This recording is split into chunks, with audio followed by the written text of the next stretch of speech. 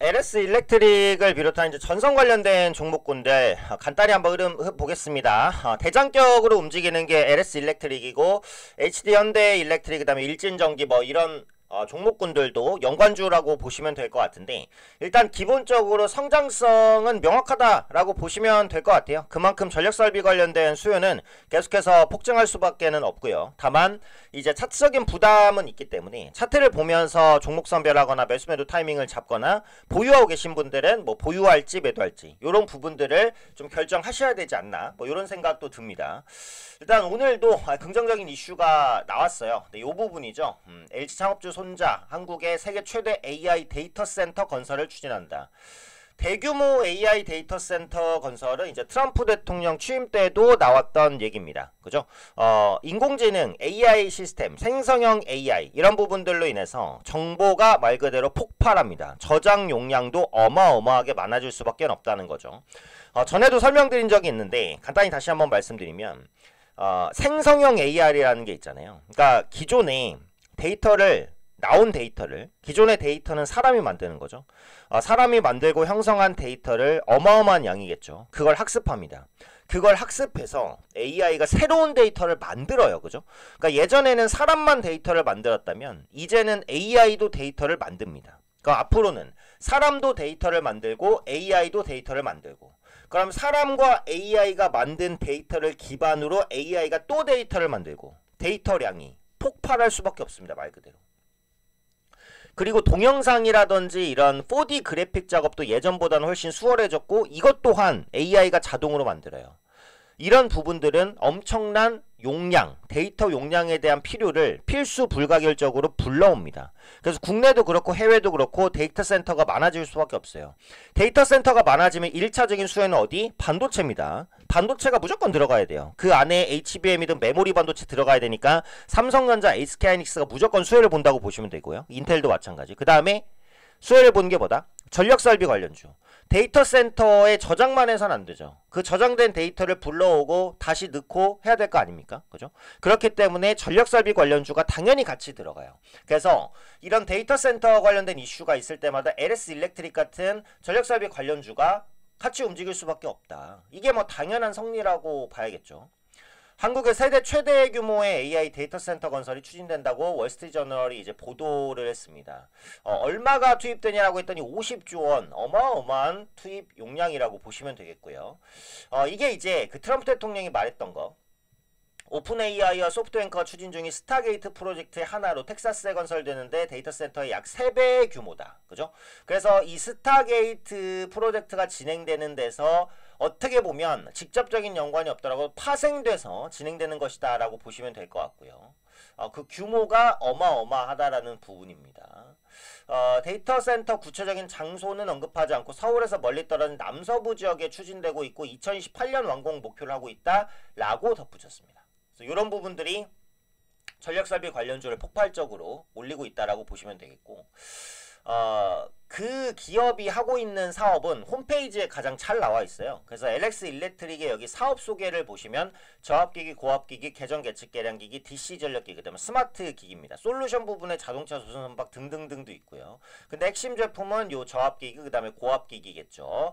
여러 가지 전력 설비 중에 이제 안 만드는 게 없을 정도로 복합적인 전력 설비를 이제 구축하고 만들고 있습니다. 그래서 저압석이 뭐 배선용 차단지 이런 것들을 보시면 통신선로에 의해서 개폐할 수 있고 과부하 이런 부분들을 뭐 차단하는 장비다. 우리가 흔히 볼 수 있는 이런 장비들을 많이 생산하고 있다. 네, 이렇게 보시면 될 것 같고요.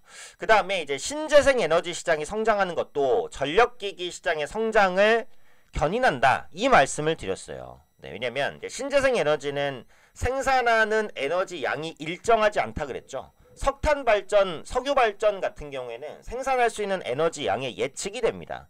100톤의 석탄을 썼을 때 어느 정도의 그 원유가 나오겠다, 에너지가 나오겠다 예상할 수 있잖아요. 그죠? 1000리터의 뭐 석유를 태웠을 때 어느 정도 에너지가 나오겠다 예상할 수 있죠. 하지만 신재생 에너지는 달라요. 태양이 언제부터 언제까지 어느 강도로 쬐을지, 바람이 언제부터 언제까지 어느 강도로 불지 알 수가 없습니다. 그래서 생산되는 양이 들쑥날쑥하단 말이에요. 그래서 언제는 많이 생산되고 언제는 적게 생산되고, 이걸 이제 조절하는 건 뭐예요? ESS 에너지 저장 장치죠. 이게 이제 2차 전지주의 새로운 먹거리고, 그러면 저장을 하려면 어떻게 해야 돼요? 저장을 하려면 풍력이든 태양광이든 그 발전된 그 에너지를 ESS로 보내야 돼요. 또 ESS에서 또 꺼내야 돼요. ESS 사업종으로 보내야 돼요. 그죠? 그러려면 뭐가 필요해요? 역시 전력 설비가 필요하죠.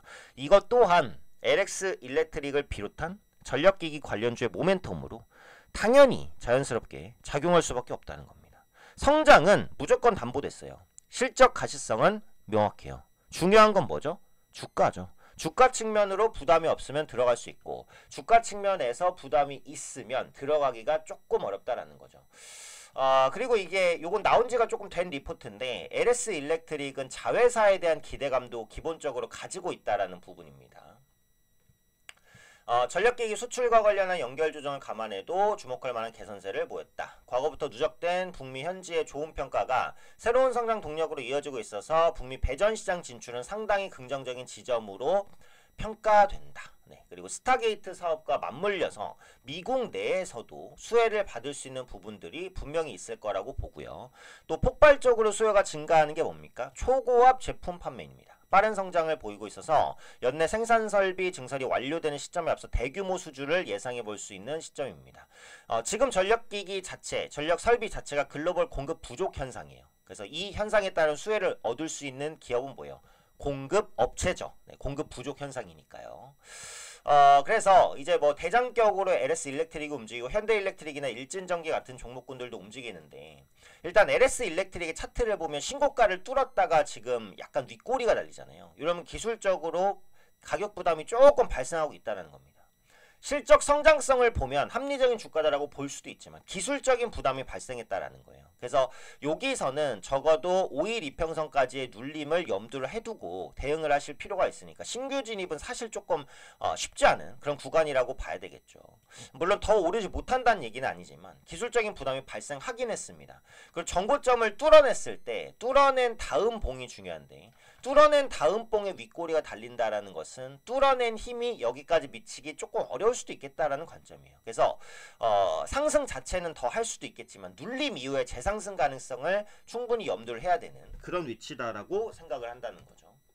HD 현대 일렉트릭을 보시면 LS 일렉트릭보다 차트는 좀 더 괜찮습니다. 20일 이평선을 깼다가 60일 이평선에선 다시 한번 그 지지를 받는 모습이기 때문에 이 완만한 상승 추세로 봤을 때는 지지력이 있기는 있어요. 그래서 이거는 보유하고 계신 분들이 좀 더 보유를 해야 되고, 다만 LS 일렉트릭처럼 다이나믹한 움직임은 아니기 때문에 보유하고 계셨을 때 살짝의 지루함 정도는 좀 있을 수 있겠죠. 근데 추세를 타고 가고 있는 위치인 것은 맞기 때문에 기존의 보유적 관점에서는 보유하는 전략, 60일 이평선 종가 기준 지키는지 여부를 계속 체크하시면서 좀 볼 필요는 있다는 생각도 들고요.